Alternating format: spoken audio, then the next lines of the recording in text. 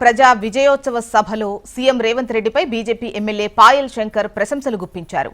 CM Revanth the గొప్ప మనసన్నారు.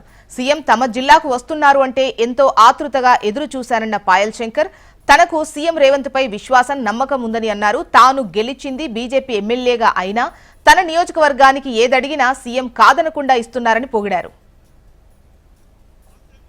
తర్వాత నాకు ముఖ్యమంత్రి గారితో ఉన్నటువంటి పాత పరిచయం వల్ల ఏదడిగినా కూడా నా నియోజకవర్గానికి తెచ్చుకోవచ్చన్న గొప్ప నమ్మకంతో వెళ్ళిన.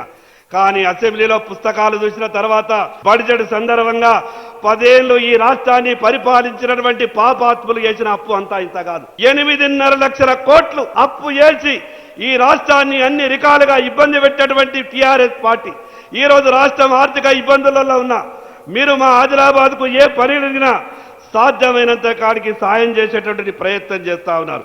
నాకు ఒక నమ్మకం విశ్వాసం ఉన్నది.